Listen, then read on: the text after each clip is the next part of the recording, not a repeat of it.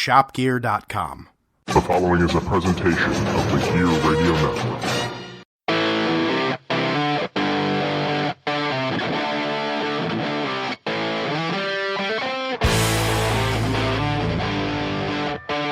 What's up, Rock Soldiers? This is Robbie Vegas coming at you with another episode of All Bets Are Off.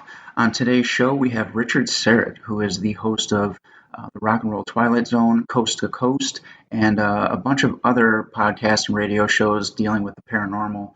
And, of course, the Rock and Roll Twilight Zone will be the paranormal within rock and roll.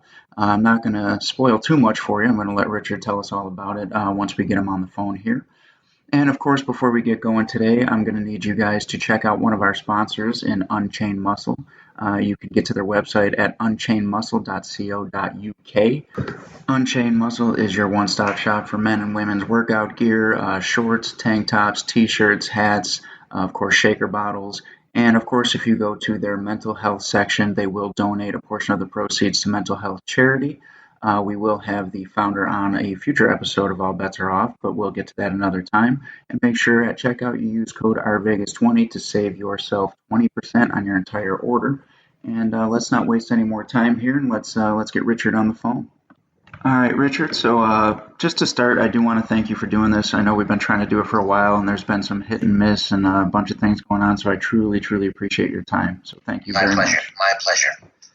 So just to get started, catch everybody up who may not know.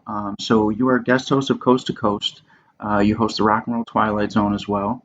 And you also have one other podcast, correct? Yes, I have Conspiracy Unlimited. The Rock and Roll Twilight Zone is still out there for people to enjoy, but I'm not producing any new ones, at least for the foreseeable future. I think, about 44 episodes.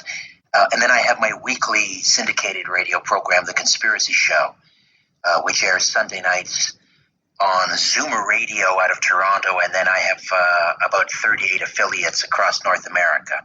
And people can go to strangeplanet.ca for information and a list of affiliates.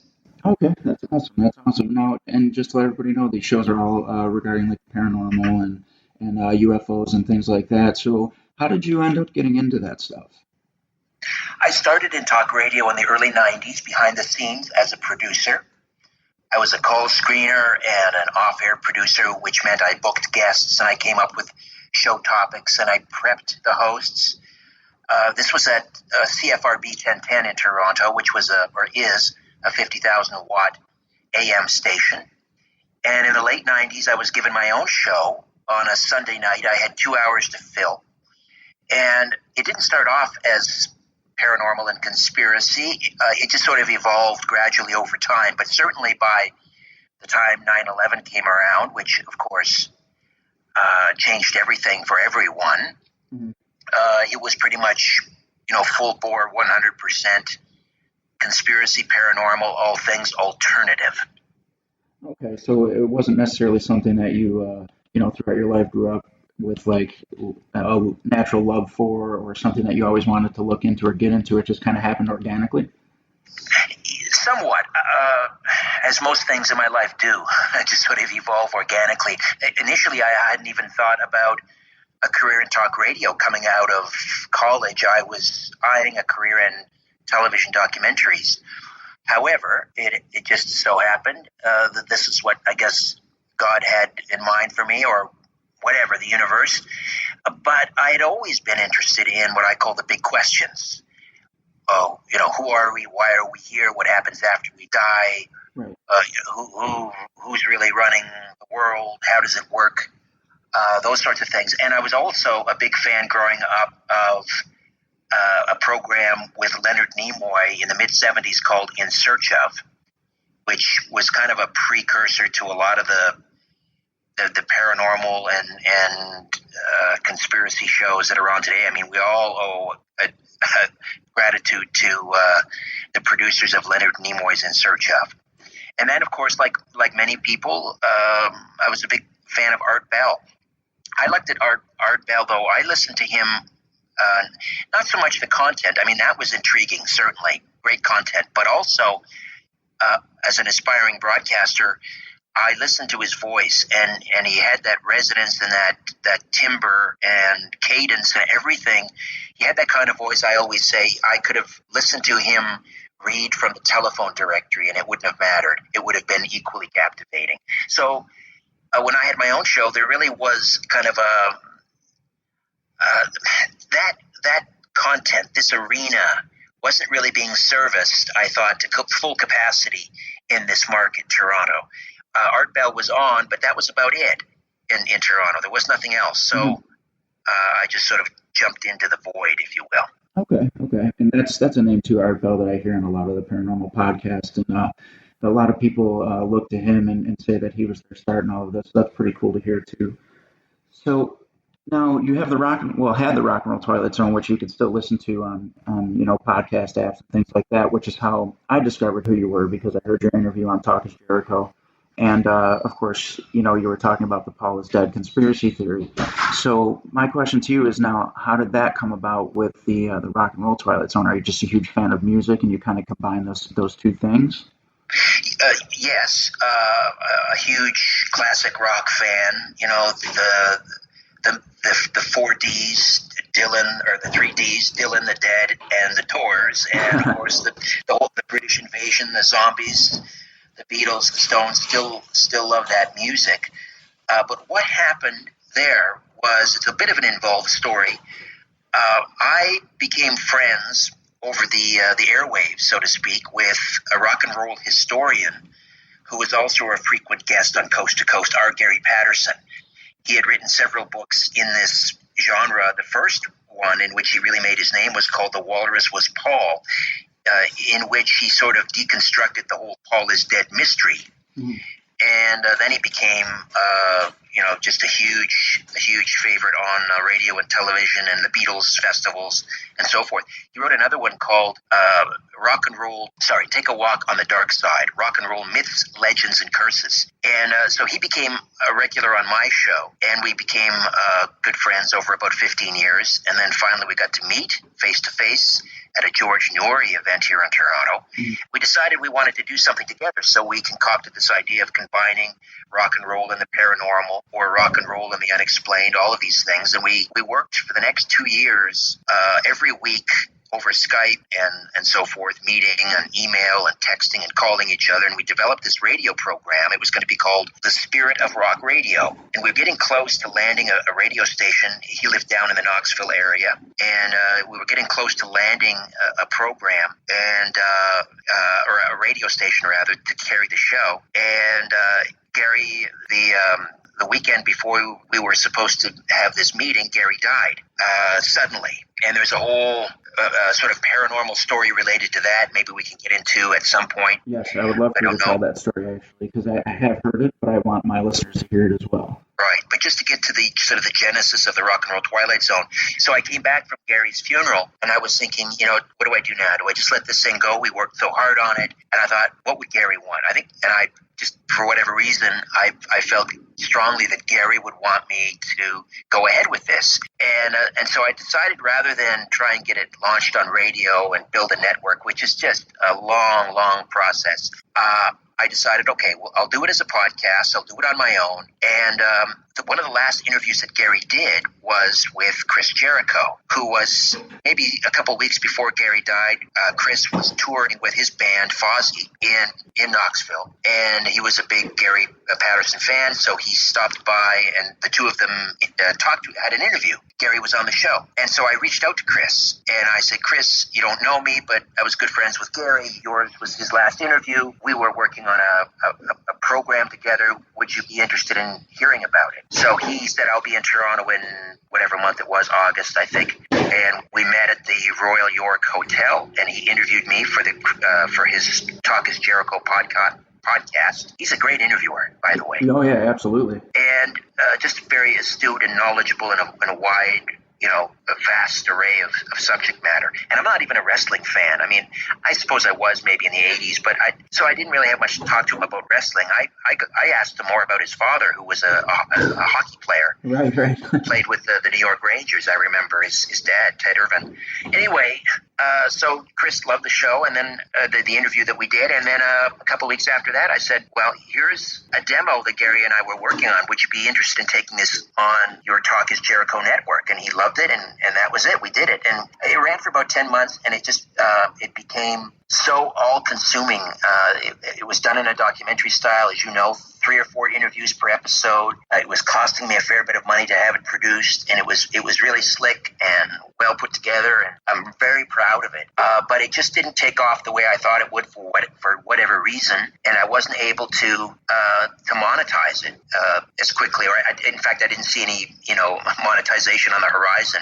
Mm-hmm. And I'd like to be able to do these things for the love of it, and I do love it. But I also, I have a family, so I had to let it go. But it's still out there for people to listen to. Again, if they go to strangeplanet.ca, all of my projects are right there. Just go right to the bottom. You'll see a Rock and Roll Twilight Zone button. Just click on that, as well as Conspiracy Unlimited. You can click on that as well, and it'll take you right there, and you can listen and subscribe. And now, before we move on from that, though, would you mind telling that story about Gary?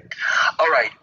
So, as I mentioned, we were on the phone, on Skype together 2-3 times a week in the 2 years leading up to his death. And Gary was in his mid to late 60s, and he was diabetic. He was not a healthy guy, but he never complained. He never talked about it, and I never really knew how serious things were. So the week he died on May 26, 2017, just remember that date because it's kind of important.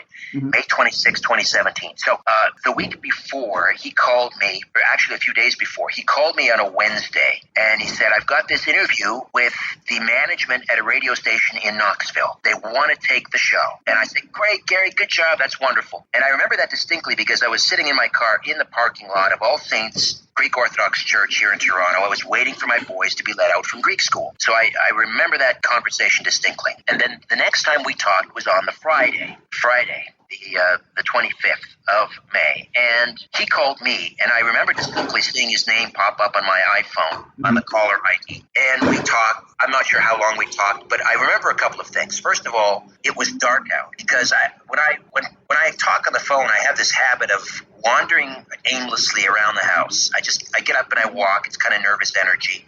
And I look out the windows, and I remember it was dark. So this is spring. When does it get dark? Probably around 8 o'clock. And that's important too. Yeah. Right. And so it's after 6 o'clock. It's 7:30, 8 o'clock at the earliest. And so I'm walking around talking. And at one point, I remember I found myself down in the basement in my office.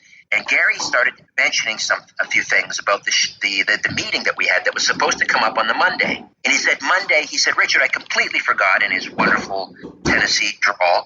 He said, Monday is Memorial Day, so there'll be no meeting. And I can't even remember now whether he said they were going to reschedule it. All I know is that, there wasn't going to be a meeting on the Monday. Mm-hmm. And then he said a couple of things that at the time seemed kind of odd, but then later they would take on even a more sort of strange kind of a thing. He said to me, Richard, right out of the blue, he just said, Richard, you and I are a really big deal. And at the time I thought, okay, this is Gary being he was such a rah, positive kind of guy. He was, I think, he's trying to build us up for this meeting. So he said, you know what, we're a really big deal.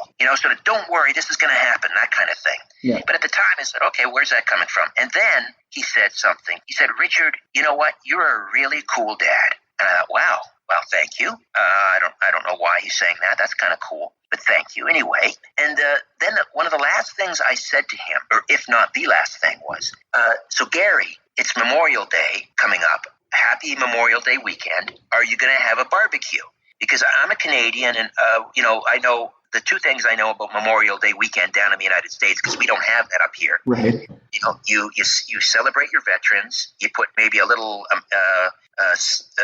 flag out on your front porch. There's probably a parade somewhere, and then you have a family barbecue. Right. So I said, happy Memorial Day weekend. Are you going to have a barbecue? Now, for the first time in the 15 years I knew Gary, he got kind of curt with me.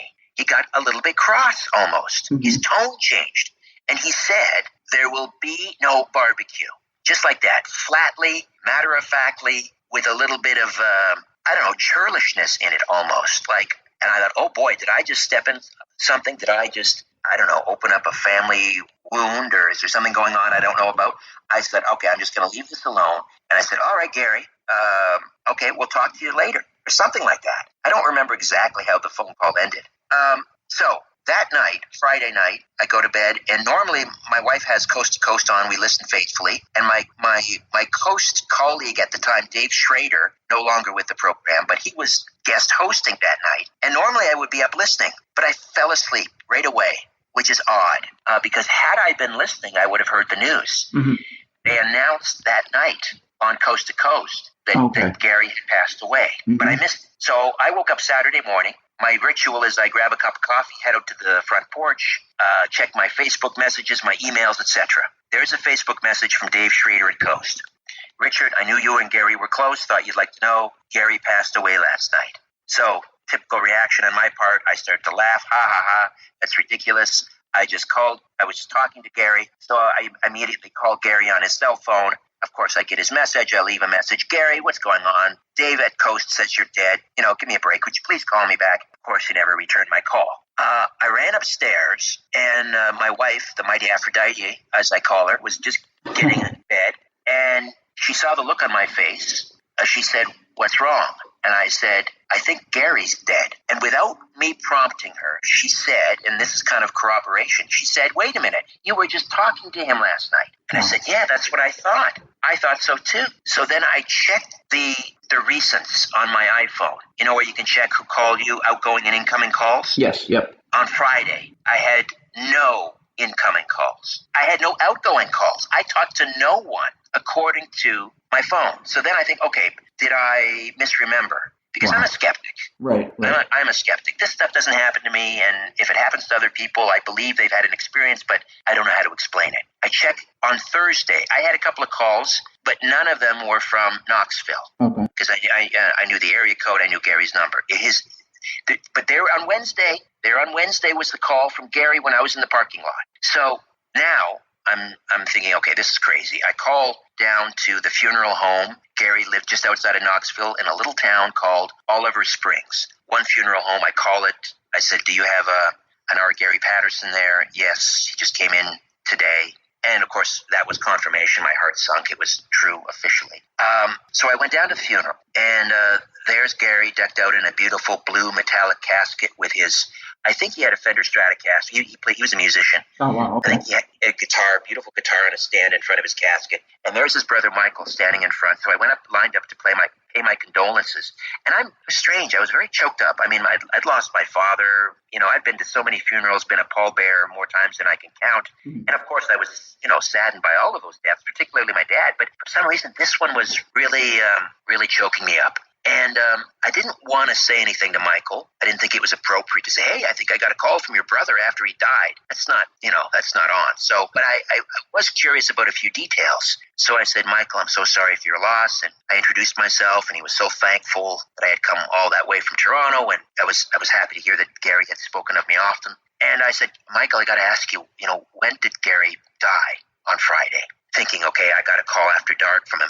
And he said, it was about 6 o'clock. Maybe sometime between 5 and 6. It's still daylight. Right, yeah. 5 or 6. The other thing was, I said, I got to ask you this. None of my business, but one of the last things I asked Gary was, are you having a barbecue this weekend? And I said, Michael, he got kind of upset with me, and he got kind of churlish, and he said, there will be no barbecue. I said, well, what do you think that was all about?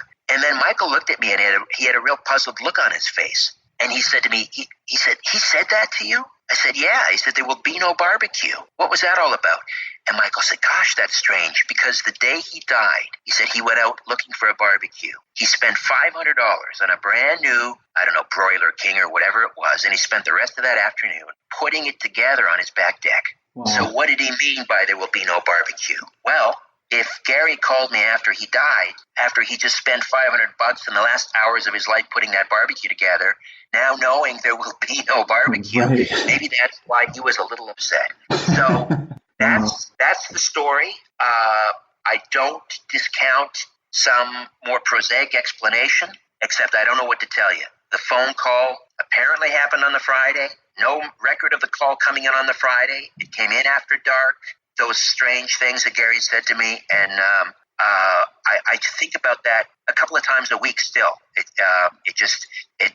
really does have me up a tree this very day. That is, I've heard that story a couple times, and every time you tell it, it gives me goosebumps. That is just an incredible story to me. I believe in the paranormal and events like that happening. So when I hear them, it's just really cool. For me, it's like I knew it. I knew there was something, you know. So Yeah. you say you're a skeptic, but you host all the paranormal shows. Is there anything that makes you? Yeah, right. Does it make you lean more one way or the other now that you've been doing this for so long, or do you still have the same beliefs that you've always had? Well, my beliefs have evolved, but in the spiritual realm, because when I married my wife, I converted to Greek Orthodoxy. So I'm a Christian, Bible-believing Christian. I always, say I'm not a very good one. I'm working on it. I grew up in the Methodist Church, which is now the United Church, and which was. It was a wonderful upbringing. I sang in the choir. I went to Sunday school. But I always, looking back, I always say, it was very big on fellowship and not so much on worship. And I don't think I became more a serious Christian until I converted to Orthodoxy. So as a result, I have to put everything through what I call my faith filter. Does it square with the biblical narrative? And if not, then, I have to set that over here for a minute and say, okay, how do I examine that? How do I approach that? And so the UFO issue, for example, is something that conflicts with, the biblical narrative. Right, yes. In certain respects. If we're talking about extraterrestrials, advanced civilizations coming and interacting with humanity, that doesn't fit with the biblical narrative, because that was conveniently left out in the Bible. However, if we're talking about interdimensionals, perhaps from the angelic realm, okay, then maybe then we can look at the UFO phenomenon in that light. And that's not a very popular perspective in the UFO community, I understand. It has its adherents. A lot of people don't like to go there. The whole paranormal thing with ghosts and hauntings and so forth, that one is difficult for me too, because as far as I know from the Bible, we're not able to communicate with the dead. Right.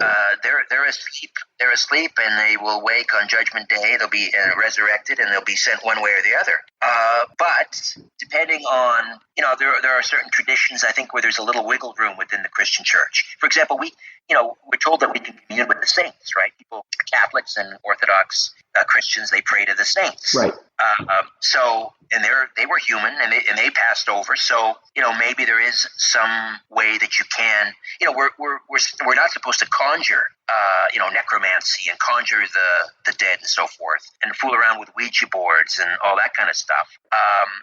And I don't believe in reincarnation yet. I talk about that because people are interested in it. And, if I only talked about what I believed in, it would be a very short show, I suppose. Right. So I'm skeptical about most things, and that includes conspiracies. I'm all about, the data. If you've got some interesting evidence, then let's talk about it. And I provide what I consider a safe and respectful platform. And I like to inject some reason and some rationality and sort of what I call less heat and more light. So I don't get on and I don't proselytize about, the New World Order. I'm not an Alex Jones kind of. He's a great broadcaster. I'm not just, taking anything away from him. My approach is very different. Maybe it's my Canadian sensibilities, but I try to infuse, where possible, a little sort of journalistic practice. Not that I'm a working journalist, certainly, but so that's the way I approach it. I'm skeptical, but open. Some conspiracies, for example, I think have an incredible amount of credibility. Right. JFK, RFK, a lot of, we've been talking lately about the deep state, the globalists versus, the nation state, which isn't even really conspiracy. It's out in the open. We know who the players are. It's these two titanic forces. Now the mainstream media, though, they're talking about it. We've been talking about it for 20 years. These pedophile rings and satanic cults and things like that. We've been on this for many, many years. Mainstream media shouted us down, used, through conspiracy at us, to quiet us. And now they're forced to acknowledge this stuff is going on. And now we will find out, how deep the rot and how high this perversion and evil goes. For our last number, I'd like to ask your help. Would the people in the cheaper seats clap your hands? And the rest of you, if you just rattle your jewelry. Well, staying on the same topic of the conspiracies and kind of moving on to the paranormal for a second, I want to bring it back to the Rock and Roll Twilight Zone because my favorite conspiracy that I've ever heard you discuss was the Paul is dead. Right. I'm a huge Beatles fan. The Lennon episode was awesome as well. But Thank you. I want to know, you personally, you did 2 parts on the Paul is dead. You also talked about it with Chris Jericho, as he's a giant Beatles fan as well. Yes. Where do you stand on that? I think that's something that I feel you can do hundreds of podcasts about and on. Do you actually lean one way or the other, or do you just think it's a fun little thing and the Beatles kind of had fun with it and kind of teased it and let people believe it, even though they were well aware of what they were doing? Well, as to whether or not the real Paul McCartney died in September or November of 1966, depending on which dating system you use, the UK or the American. I don't believe he died I don't believe he blew his mind out in a car. He hadn't noticed that the lights had changed. Right. And I'm gonna quote my great late partner, R. Gary Patterson, on this. If the real Paul died, somehow they managed to find a left-handed bass player who looked just like him with even more talent. Because arguably, I would concur with this. The material, if you look at the body of work from McCartney, say post, let's say 1967 onwards, and there was some great stuff. Yesterday is one of the greatest songs written in the 20th century that came out in 65. But if you look on the whole, the body of work 67 onwards, I think the faux Paul, if that's what you want to call him, is more talented than the original. Right. So I don't know. I don't believe it. The interesting, aside from that, it's great bar talk and looking at trying to follow the breadcrumbs and the clues. The big question is, was it deliberate? Was this a marketing ploy by the Beatles? And I question that too, because the cover of Sgt. Pepper seems to have clues all over it. Oh yes, yeah. The album cover is a funeral scene. Right. And I think that they were participants in it, but what happened was they had to stop. They had to really sort of clam up about it because of some horrible business in August of 1969, and that would be Helter Skelter and Charlie Manson and his devotees who went on their murderous rampage in California, and here's the mad prophet Charlie Manson talking about getting secret messages from the Beatles in the White Album. So, yes. Mm-hmm. and what they my understanding was that there was some consideration to subpoenaing the Beatles and getting them to testify. Can you imagine how horrible that would have been? So I think they got the shock of their lives when they found out here's a guy Manson who's maybe following the clues. Now I'm not suggesting for a minute that the Beatles were leaving clues for Charlie Manson and that any of that could be excused. Right. But I think that they were kind of playing around with some interesting, numerology and some backward masking, and there were some little breadcrumbs there, Easter eggs we call them now. But then it got out of hand, and somebody took it to heart, and it was with horrible, tragic consequences. So yeah, you can understand why the Beatles would just deny, that there was anything deliberate there. Oh, for sure, and I'm sure because of that we'll never know. But it is absolutely one of my favorite things to read about and listen to because honestly, sometimes it just does make you think.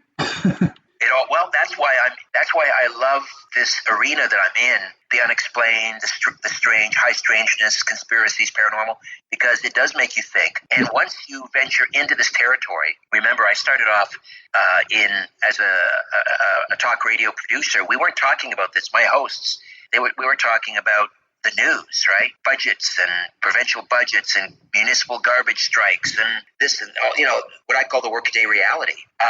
And then once I got into this arena, and I love it, and I love late night audiences, I even tried once to take a break and go back into quote end quote normal talk radio. I just couldn't do it. It had no interest. And the other thing, though, now is there is a convergence. What we're talking about, or what I've been talking about in others for 20 years, again, about globalism versus the nation state, and this the radical progressive left, trying to take over, and the rise of tyranny, and so forth, and global warming being used as the Hegelian dialectic. You create the disease in order to offer the cure, which is, wealth distribution and one world government. All of these things are now, they're no longer even in the realm of conspiracy. They're percolating. They're becoming part of public discourse. Right. Yes, that's very true. Very true. Now, to bring this all back around, because I know that we only have a certain amount of time here. I'd like to know for you personally, what your favorite maybe paranormal or conspiracy theory is to talk about. Like, what do you feel like you can talk about the most and really get the most enjoyment out of with any of your shows that you've ever done? Rock and Roll Twilight Zone, Coast to Coast, anything. Boy, it's like they're all my children, and you're asking me to pick a favorite. Yeah, it's a loaded question. Well, when it comes to the Rock and Roll Twilight Zone, because we were talking about after-death communication and my possible telephone call from Gary after he died, right.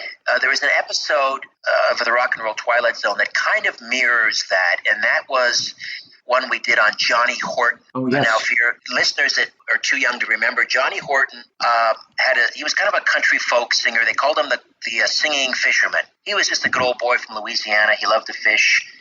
He made his fame really on the Louisiana Hayride, the same as Elvis Presley. Got a TV show and had a string of hits that were kind of singing history lessons, like the Battle of New Orleans. He didn't write these songs, but he sang them beautifully. And that was, of course, about the War of 1812 and the North to Alaska, about the Gold Rush. There was another one called, I think it was the Battle of the Bismarck, or the sinking of the Bismarck, I'm sorry. And he had made a deal with his manager that the two of them had made a pact that if one died before the other, they would try to reach out to the other, after death communication. I don't want to give it away. There's a couple of amazing twists if people want to go and listen to the Johnny Horton episode of the Rock and Roll Twilight Zone. And that would be one of my favorites. Although Johnny's certainly, not that well known.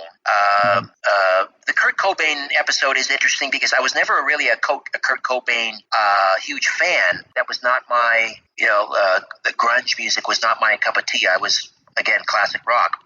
He was a huge talent, of course. Right. But just the way that whole episode came together as kind of an interesting investigation, because I had some people that were very knowledgeable about it. The Tupac episode, again, I'm not a fan of that genre, but he was an amazing talent, nonetheless, a great poet, very knowledgeable. Mm-hmm. And I had one of the investigators, former LAPD on that episode. So that one is kind of a highlight. And then the Who Murdered Elvis, because that just came out of left field. Like a lot of people, I was left questioning whether, in fact, he faked his death. I no longer believe that, but for a while, there was some interesting clues and evidence. But to suggest that he was actually murdered was not something that I expected, and I think that now has a great deal of credibility. So people will want to check out that episode. That's a two-parter as well, I think. Yeah, that one actually threw me off too, because I'd never heard that theory before. So when I listened to it on your show, it really was like one of those. I'm a huge Elvis fan as well, and it just really threw me off. I would have never even thought to take it there until I listened to the Rock and Roll Twilight Zone, and also one of my favorite episodes, as well as the Buddy Holly episode. Yes, Peggy Sue. Yeah. We lost Peggy Sue recently. Oh, wow. We had become kind of friends. She apparently was a big fan.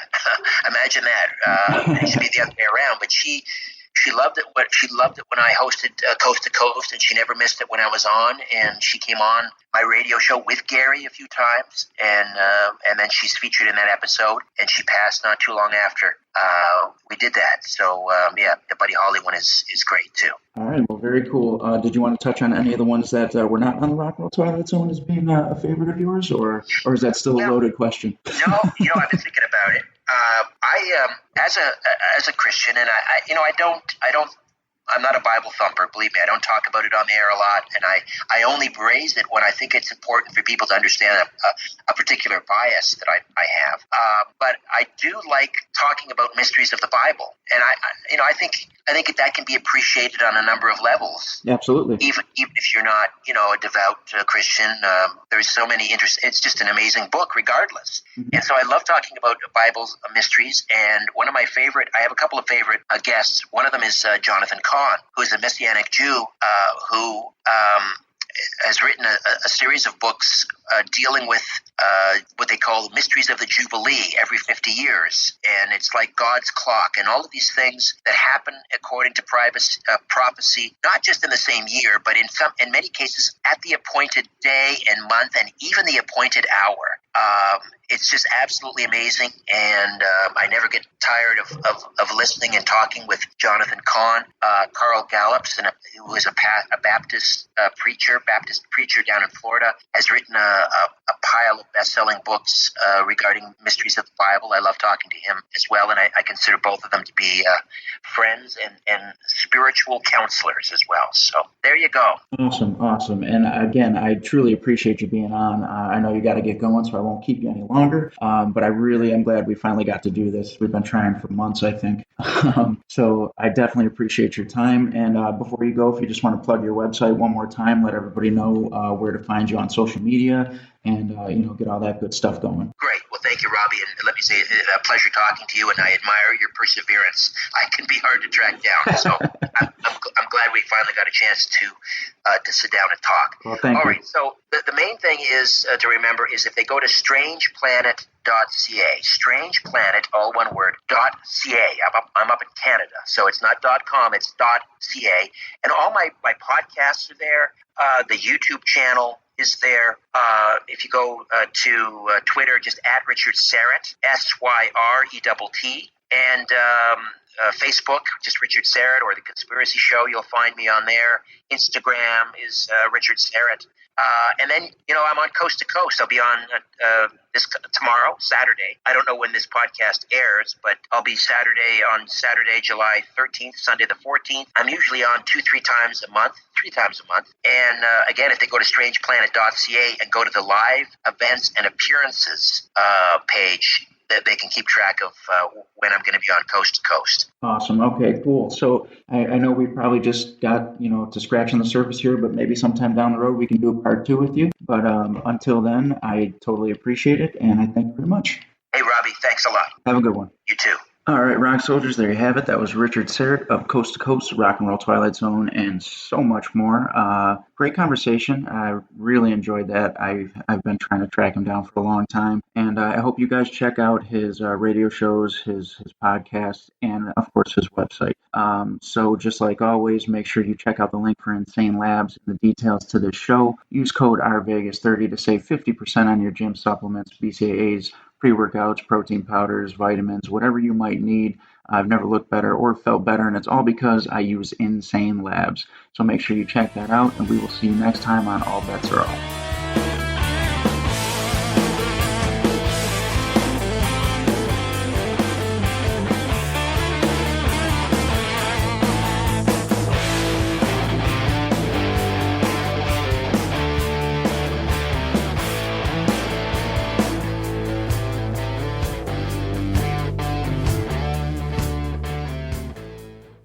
The preceding presentation has been brought to you by the Gear Network. Summer is here, ladies and gentlemen, and the deals are aplenty. Hi, everyone. John Spanner here for the Gear Radio Network to let you know that if you shop Amazon at all for anything, please consider using our link instead of using Amazon.com. Our link is shopgear.com. That's shopgere.com.